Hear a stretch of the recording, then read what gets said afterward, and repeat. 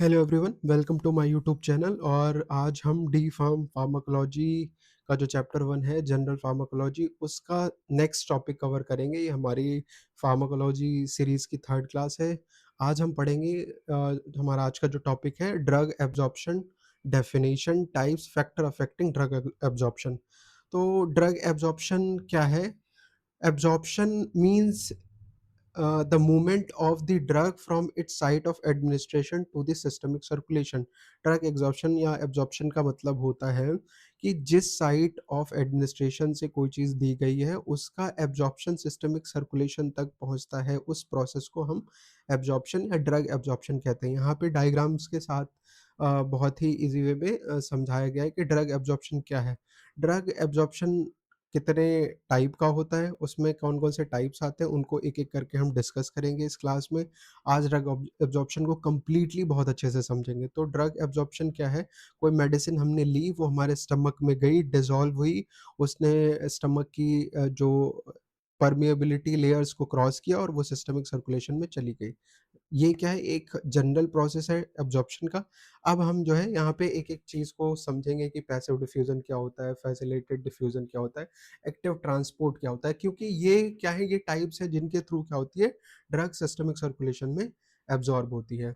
तो अब टाइप या मैकेनिज़्म ऑफ ड्रग एब्ज़ॉर्प्शन की अगर हम बात करें तो पहला जो हमारा मोस्ट कॉमन टाइप होता है वो है पैसिव डिफ्यूज़न। पैसिव डिफ्यूज़न में क्या होता है, the drug moves from a higher concentration to lower concentration, does not require energy. ATP यहाँ पे क्या हो रहा है, हायर कंसंट्रेशन से लोअर कंसंट्रेशन में ड्रग जा रही है। यहाँ पे साइड में एक छोटा-सा डायग्राम है, उसमें देख सकते हो कि extra cellular space and intra cellular space. तो क्या होता है, सेल्स पे क्या होता है, बहुत सारे चैनल्स होते हैं जिनके थ्रू क्या होता है, मेम्ब्रेन पे ड्रग बाइंड होती है और उसके थ्रू उसका एब्जॉर्प्शन होता है। Most drugs are absorbed by the this mechanism. जो ये पैसिव डिफ्यूजन है, इसके through most of the drugs क्या होती हैं, एब्जॉर्ब होती हैं। अगर इसके एग्जांपल्स की अगर हम बात करें, एस्पिरिन हो गया, पैरासिटामोल हो गया, ये क्या है, ये पैसिव डिफ्यूजन शो करती हैं। एक बहुत की पॉइंट है, अगर हाई से लो कंसंट्रेशन में जा रही है इसमें, तो कोई एनर्जी की रिक्वायरमेंट नहीं होगी। बट अगर लो कंसंट्रेशन से हाई कंसंट्रेशन में जाएगी, उसमें हमें एनर्जी की रिक्वायर्ड होती है, जो कि दूसरा टाइप हम अभी डिस्कस करने वाले हैं फैसिलिटेटेड डिफ्यूजन में। इसमें क्या होता है, drugs moves from the higher concentration to lower concentration with the help of carrier protein. यहाँ पे क्या है, यहाँ पे भी एनर्जी की रिक्वायरमेंट नहीं है, क्योंकि यहाँ पे क्या है, हायर कंसंट्रेशन से लोअर कंसंट्रेशन की तरफ हम जा रहे हैं। पर यहाँ पे क्या हो रहा है, बट यहाँ पे कैरियर प्रोटीन के थ्रू जो है एब्जॉर्प्शन हो रहा है। Some vitamin and glucose like substance जो है वो फैसिलिटेटेड डिफ्यूजन शो करते हैं। अगर इसका की पॉइंट की बात करें तो कैरियर प्रेजेंट होता है, मतलब किसी के साथ बाइंड करके वो जो है सिस्टमिक सर्कुलेशन में एब्जॉर्ब हो जाती है और उसमें कोई भी जो है एनर्जी की रिक्वायरमेंट नहीं होती है। बात आई एनर्जी रिक्वायरमेंट की, तो क्या होता है, एक्टिव ट्रांसपोर्ट। एक्टिव मतलब हम कोई काम एक्टिवली करते हैं, मेहनत करते हैं ना, एक्टिव रहते हैं, तो उसमें क्या एनर्जी की ज़रूरत पड़ती है। उसी से अगर हम यहाँ पे इसको समझें तो एक्टिव ट्रांसपोर्ट में क्या होता है, the drug moves from lower concentration to higher concentration, which means the absorption need energy, requires protein and energy. Example की अगर हम बात करें, levodopa, methyl dopa, iron against the concentration gradient. इसमें क्या होता है, जो एब्जॉर्प्शन होता है वो अगेंस्ट द कंसंट्रेशन ग्रेडिएंट होता है, इसीलिए एनर्जी की रिक्वायरमेंट होती है। फोर्थ टाइप ऑफ एब्जॉर्प्शन क्या है, filtration, aqueous diffusion. Aqueous diffusion मतलब मॉलिक्यूल्स का डिफ्यूज होना, हो जाना। Small water drugs pass through pores. जो स्मॉल वाटर सॉल्युबल ड्रग्स होती हैं वो क्या करते हैं, पोर्स के थ्रू क्या होती है, सेल मेम्ब्रेन में एंटर कर जाती हैं, डिफ्यूज कर जाते हैं। Depend on polar size and blood flow. ये किस पर डिपेंड करता है, पोर के साइज पे और जो ब्लड फ्लो है उस पे, जैसे कि यूरिया और वाटर। थ्रू पोर्स या चैनल्स के थ्रू इसमें क्या होता है, एब्जॉर्प्शन होता है। फिफ्थ टाइप ऑफ एब्जॉर्प्शन में क्या है, एंडोसाइटोसिस या पिनोसाइटोसिस, ये दो वर्ड है। इसमें क्या होता है, सेल मेम्ब्रेन खुद ही ड्रग को इंगल्फ कर लेती है, ट्रांसपोर्ट कर लेती है उसको अपने अंदर, inside the cell. Used for very large molecule, जो बड़े मॉलिक्यूल्स होते हैं उनमें ऐसा होता है। उसमें क्या होता है, सेल क्या करता है, सेल सॉलो कर लेता है ड्रग के पार्ट को, अपने अंदर एब्जॉर्ब कर लेता है। एग्जाम्पल इसका क्या है, विटामिन बी 12, इंसुलिन। ठीक है, ये सारे इसके एग्जाम्पल्स हैं। अब अगर हम बात करें ड्रग एब्ज़ॉर्प्शन की, क्योंकि ये ड्रग एब्ज़ॉर्प्शन बहुत ही इम्पोर्टेंट हो जाता है। अब यहाँ पे ये हैंड रिटन नोट्स में आप देख सकते हो, यहाँ पे फॉर्म ऑफ ड्रग्स लिखा हुआ है।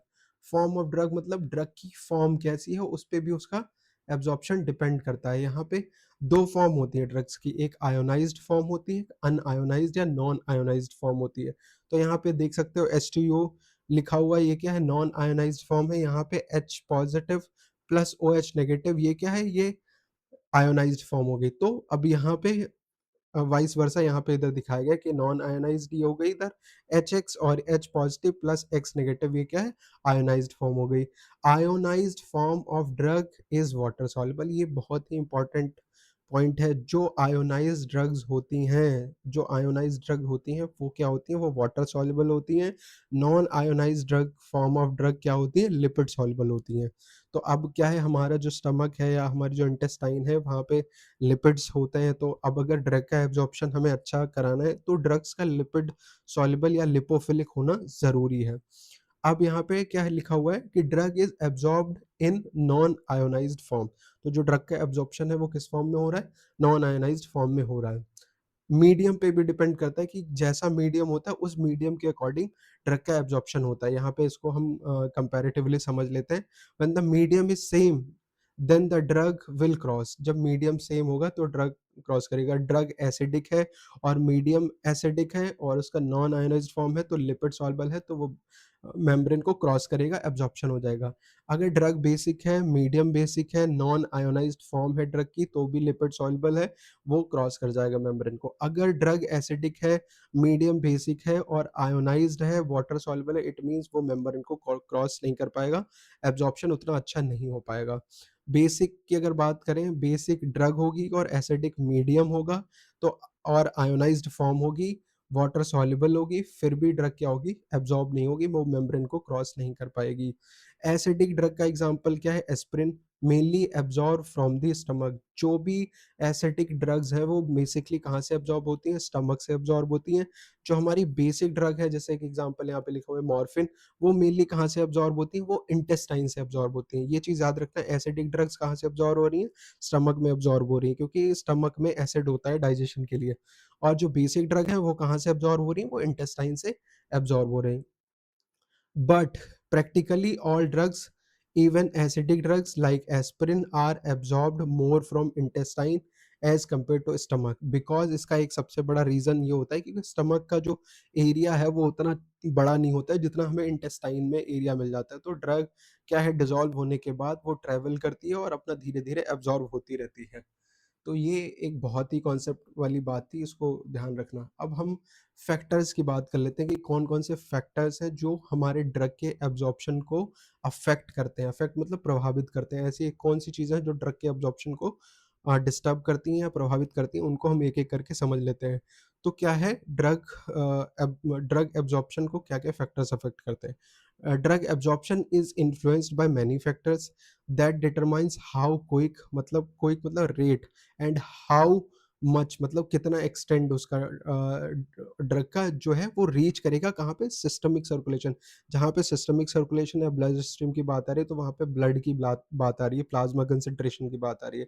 These factors can be broadly classified into physiological, physico-chemical और एनवायरमेंटल फैक्टर। 3 फैक्टर ऐसे हैं जो हमारे ड्रग के एब्ज़ॉर्प्शन को अफ़ेक्ट करते हैं। एक तो फिजियोलॉजिकल, जो हमारी बॉडी के फिजियोलॉजिकल फंक्शंस हैं, उनकी बात की है। फिजिको-केमिकल, जहाँ पे ड्रग की फॉर्म की बात करी गई है, ड्रग से रिलेटेड चीज़ें हैं। एनवायरनमेंट से रिलेटेड, वो ये 3 तरीके के फैक्टर्स जो होते हैं वो हमारे ड्रग के एब्ज़ॉर्प्शन को अफ़ेक्ट करते हैं। अब हम यहाँ पे एक-एक करके तीनों फैक्टर्स को समझने की कोशिश करेंगे बहुत ही ईज़ी वे में। These are factors, physiological factors की बात कर रहे हैं। These are factors related to the body's normal function and condition. ये ऐसे फैक्टर हैं जो बॉडी के नॉर्मल फंक्शन और कंडीशन पे डिपेंड करते हैं।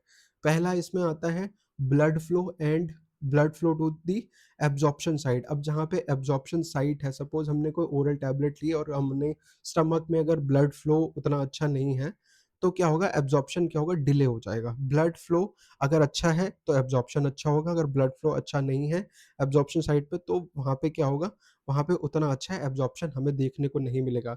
अगर हम एग्जांपल की बात करें तो क्या होता है, जो डेल्टॉइड मसल है, वहाँ पे क्या होता है, ब्लड फ्लो ज़्यादा होता है, तो वहाँ पे जो ड्रग इंजेक्ट की जाती है वो ज़्यादा जल्दी एब्ज़ॉर्ब होती है as compare to fatty tissue में जब हम ड्रग को इंजेक्ट करते हैं। तो ये है blood flow to the absorption site, ठीक है? अब हम दूसरे अगर फैक्टर की बात करें तो यहाँ पे surface area available for absorption, surface area कितना अवेलेबल है एब्ज़ॉर्प्शन के लिए, that is very important for the drug absorption. यहाँ पे क्या है, a larger surface area provide more space for drug absorption, जितना ज़्यादा सरफेस एरिया होगा उतना ज़्यादा ड्रग को एब्ज़ॉर्प्शन के लिए स्पेस मिल जाएगा। The small intestine has numerous villi and microvilli greatly increases the surface area. Small intestine में क्या होते हैं, विलाई होते हैं, माइक्रोविलाई होते हैं, वो क्या करते हैं, सरफेस एरिया को इंक्रीज कर देते हैं जिससे कि एब्जॉर्प्शन के लिए स्पेस वहाँ पे ज़्यादा होता है, तो जितना ज़्यादा सरफेस एरिया होगा उतना ही अच्छा एब्जॉर्प्शन होगा। अब अगर बात करें थर्ड हमारे फैक्टर की, gastrointestinal mortality. Gastrointestinal mortality is very important for the drug absorption, because जो हमारी ड्रग डिज़ॉल्व हो रही है उसकी मोटेलिटी कैसी है हमारी इंटेस्टाइन के अंदर, उससे बहुत ज़्यादा फ़र्क पड़ता है हमारे एब्ज़ॉर्प्शन पे। अगर मोटेलिटी ज़्यादा होगी तो एब्ज़ॉर्प्शन डिक्रीज़ हो जाएगा, अगर मोटेलिटी नॉर्मल होगी तो एब्ज़ॉर्प्शन नॉर्मल रहेगा, मोटेलिटी स्लो होगी तो एब्ज़ॉर्प्शन ज़्यादा होगा। ये 3 पॉइंट बहुत ही इम्पोर्टेंट है। जैसे कि अब यहाँ पे इसको समझ लें, डायरिया में reduce the absorption of some medication, constipation में prolong drug contact and increase absorption. क्या होता है, डायरिया में क्या होता है, इतनी ज़्यादा रैपिड मोटेलिटी हो जाती है तो ड्रग एब्जॉर्ब ही नहीं हो पाती है। कॉन्स्टिपेशन में क्या होता है, ड्रग ज़्यादा देर तक रह पाती है हमारे गैस्ट्रो इंटेस्टाइनल ट्रैक्ट में, तो उसका एब्जॉर्प्शन ज़्यादा होता है। तो ये इंपॉर्टेंट फैक्टर है और इनको आप अपने नोटबुक पे लिख भी सकते हो, एग्जाम पॉइंट ऑफ व्यू से ये बहुत ही इंपॉर्टेंट है और ये पूछे जाते हैं। अब अगर हम फोर्थ फैक्टर की बात करें तो गैस्ट्रिक एम्पटिंग टाइम, ये भी एब्जॉर्प्शन के लिए बहुत इंपॉर्टेंट होता है। The speed at which stomach content enter the small intestine, कितनी जल्दी जो स्पीड है हमारे स्टमक कंटेंट के स्मॉल इंटेस्टाइन में पहुंचने के लिए, उस पे ना एब्जॉर्प्शन का बहुत ही ज़्यादा फ़र्क पड़ता है, बहुत ही ज़्यादा इफ़ेक्ट पड़ता है। Since the small intestine is the main site of absorption, हमारी बॉडी के अंदर स्मॉल इंटेस्टाइन जो है वो मेन साइट ऑफ एब्जॉर्प्शन कही जाती है।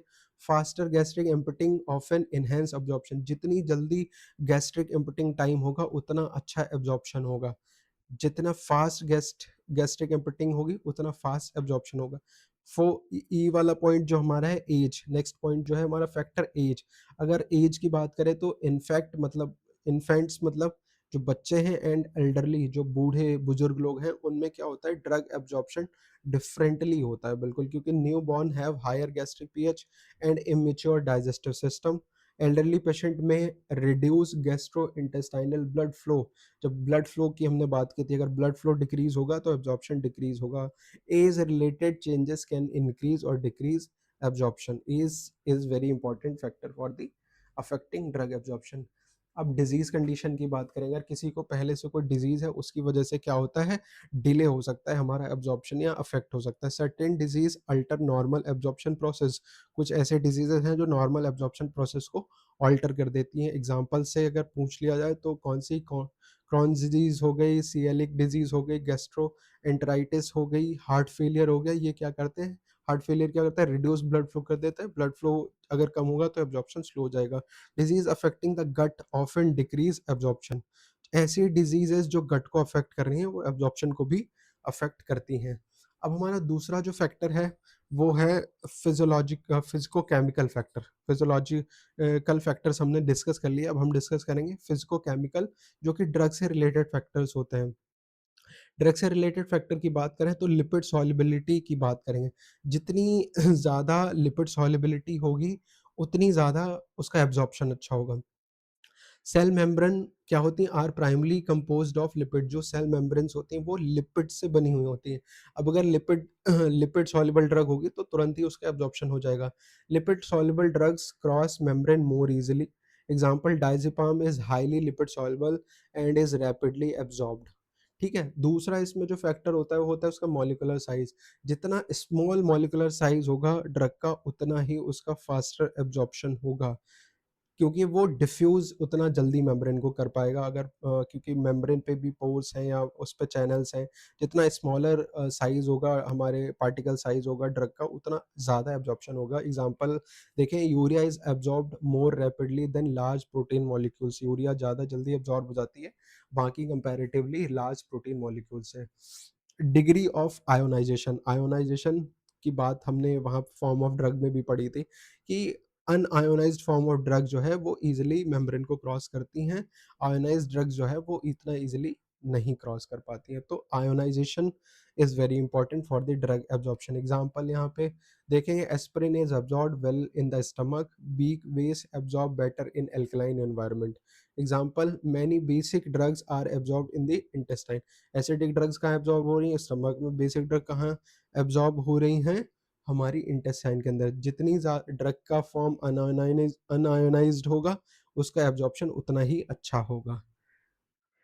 अब आते हैं ड्रग कंसंट्रेशन पे। इसका जो नेक्स्ट फैक्टर है वो क्या है? ड्रग कंसंट्रेशन है। Higher concentration gradient promote diffusion. अगर हायर कंसंट्रेशन है तो वो क्या करता है? डिफ्यूजन, कंसंट्रेशन ग्रेडिएंट क्या करता है? डिफ्यूजन को प्रमोट करता है। अगर डिफ्यूजन फास्ट होगा तो एब्जॉर्प्शन फास्ट हो जाएगा। कंसंट्रेशन ग्रेडिएंट जितना ज़्यादा होगा उतना ज़्यादा उसका अच्छा एब्जॉर्प्शन होगा। हाईली कंसंट्रेटेड टॉपिकल प्रिपरेशन में ऑल्सो एब्जॉर्ब मोर रैपिडली। अब अगर डोज फॉर्म एंड फॉर्मुलेशन की बात करें, फॉर्म बहुत इंपॉर्टेंट होती है, किस फॉर्म में ड्रग है उसका एब्जॉर्प्शन उस पे डिपेंड करता है। Different formulation releases drug at different rates. Example से समझते हैं, सॉल्यूशंस जो होते हैं वो एब्जॉर्ब होते हैं फास्टर, सस्पेंशन उनसे स्लो इंटरमीडिएट एब्जॉर्प्शन होते हैं, टैबलेट जो होती हैं वो स्लोअर एब्जॉर्ब होती हैं, सस्टेन रिलीज टैबलेट स्लोएस्ट होती हैं। तो यहाँ पे जो फॉर्म्स है ना, ये क्या है? सारी फॉर्म्स है। सोल्यूशन क्या है? फॉर्म है। सस्पेंशन क्या है? फॉर्म है। टैबलेट क्या है? फॉर्म है। सस्टेन रिलीज टैबलेट क्या है? ये एक फॉर्म है ड्रग की। ठीक है, तो इस पे इसका जो है एब्जॉर्प्शन डिपेंड करता है। Drug formulation significantly influence absorption speed. तो एब्जॉर्प्शन की स्पीड को वो जो है इन्फ्लुएंस करते हैं।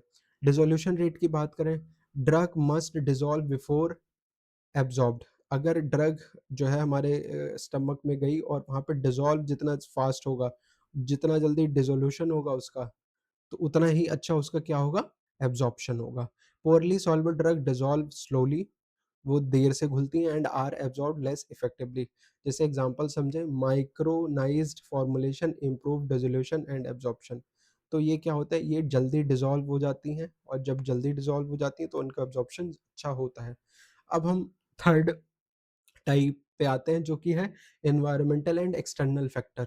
एनवायरमेंटल फैक्टर और एक्सटर्नल फैक्टर भी हमारे ड्रग के एब्जॉर्प्शन को अल्टर करते हैं और उनको जो है अफेक्ट करते हैं। यहाँ पे प्रेजेंस ऑफ फूड, अगर पहले से ही स्टमक के अंदर फूड है और तब कोई टैबलेट ली जाती है तो उसका जो एब्जॉर्प्शन है वो एज एम्प्टी स्टमक जो है उससे स्लो होता है। हमने यहाँ पे पढ़ा भी था एम्प्टिंग, गैस्ट्रिक एम्प्टिंग टाइम जितना फास्ट होगा उतना अच्छा एब्जॉर्प्शन होगा। फूड कैन ईदर इंक्रीज और decrease drug absorption.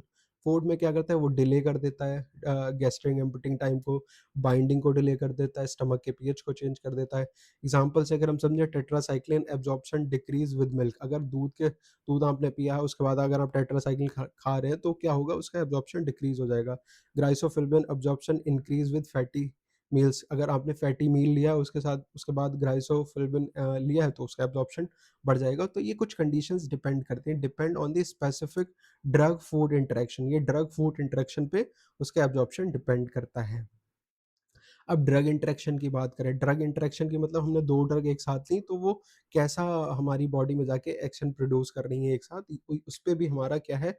Absorption depend करता है। वन ड्रग में affect the absorption of another. कोई एक ड्रग है जो दूसरे ड्रग का एब्जॉर्प्शन क्या कर सकती है? अफेक्ट कर सकती है, उसको रिड्यूस कर सकती है। एग्जांपल्स की बात करें, antacid reduces the absorption of some antibiotics. अगर आप एंटासिड ले रहे हो और एंटीबायोटिक भी ले रहे हो तो आपका एंटासिड क्या करेगा? एंटीबायोटिक्स का एब्जॉर्प्शन को रिड्यूस कर देगा, डिक्रीज कर देगा। ठीक है। Activated charcoal decreases the absorption of many drugs. जो एक्टिवेटेड चारकोल है वो बहुत सारी ड्रग्स के एब्जॉर्प्शन को डिक्रीज कर देता है। इफेक्ट क्या आता है? कैन इंक्रीज और डिक्रीज एब्जॉर्प्शन। ये डिपेंड करता है कि हम क्या साथ में ले रहे हैं। Route of administration is very important for the drug absorption, जो कि हमने लास्ट क्लास में पढ़ा भी था, रूट ऑफ ड्रग एडमिनिस्ट्रेशन। तो अब अगर हमें जल्दी एब्ज़ॉर्प्शन चाहिए तो उस तरीके का हम रूट चूज़ करेंगे, डिपेंड करता है सिचुएशन पे कि हम कैसा इफ़ेक्ट चाह रहे हैं। तो जनरल ऑर्डर है यहाँ पे एब्ज़ॉर्प्शन का, एक जनरल ऑर्डर मैंने यहाँ पे लिखा हुआ है, इसको लिखो। इंट्रावेनस 100% बायोअवेलेबिलिटी, इंट्रावेनस सबसे जल्दी एब्ज़ॉर्ब होगा, उसके बाद इंट्रामस्कुलर एब्ज़ॉर्ब होगा, उसके बाद सबक्यूटेनियस एब्ज़ॉर्ब होगा, फिर ओरल एब्ज़ॉर्प्शन होगा, फिर टॉपिकल एब्ज़ॉर्प्शन होगा। ये क्या है, एक सीक्वेंस दिया गया है। पहले सबसे तेज़ी से इंट्रावेनस अब्ज़ॉर्ब हो रहा है क्योंकि वो डायरेक्ट सिस्टमिक सर्कुलेशन में जा रहा है, फिर इंट्रामस्कुलर, फिर सबक्यूटेनियस, फिर ओरल, फिर टॉपिकल। ये क्या है, एक ऑर्डर है रूट ऑफ एडमिनिस्ट्रेशन का, जो कि मेन इंपॉर्टेंट है for the drug absorption. Example की बात करें, आईवी एडमिनिस्ट्रेशन बाईपास करता है एब्ज़ॉर्प्शन एंटायरली, बिकॉज़ क्योंकि वो डायरेक्ट सिस्टमिक सर्कुलेशन में जाता है, तो कोई एब्ज़ॉर्प्शन की नीड होती नहीं है, वो बिल्कुल डायरेक्ट जो है सिस्टमिक सर्कुलेशन में जाता है। एक्सटर्नल फैक्टर में टेम्परेचर बहुत इंपॉर्टेंट रोल प्ले करता है हमारे ड्रग एब्जॉर्प्शन में। Higher temperature increases blood flow and में इनहेंस एब्जॉर्प्शन। अब यहाँ पे बहुत अच्छी एक बात निकल के आई, हाइयर टेम्परेचर, अगर कभी फीवर आता है या हाई टेम्परेचर बॉडी में होता है, दैट मीन्स क्या होता है, ब्लड फ्लो बढ़ जाता है। अब ब्लड फ्लो बढ़ेगा, टेम्परेचर बढ़ेगा, तो क्या होगा, एब्जॉर्प्शन बढ़ेगा। Heat applied near a transdermal patch में इंक्रीज ड्रग एब्जॉर्प्शन। कहीं पे ट्रांसडर्मल पैच लगा हुआ है, अगर हम वहाँ पे हीट अप्लाई करेंगे तो पैच का जो एब्जॉर्प्शन रेट है वो बढ़ जाएगा।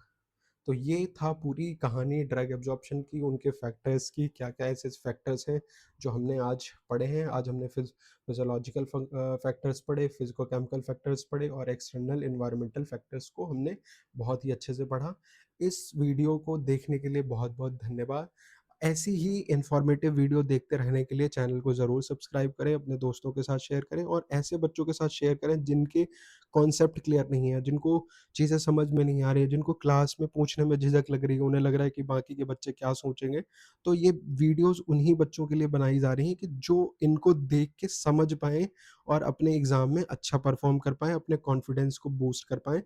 तो ऐसी वीडियोज़ के लिए चैनल के साथ बने रहिए। मिलते हैं हमारी अगली क्लास में और इस सीरीज़ में हम पूरा सिलेबस कवर करेंगे वन बाय वन, पूरा सिलेबस। कोई भी टॉपिक नहीं छूटेगा, तो चैनल को सब्सक्राइब ज़रूर कर लें जिससे कि कोई भी वीडियो मिस ना हो। थैंक यू, मिलते हैं हमारी अगली वीडियो में।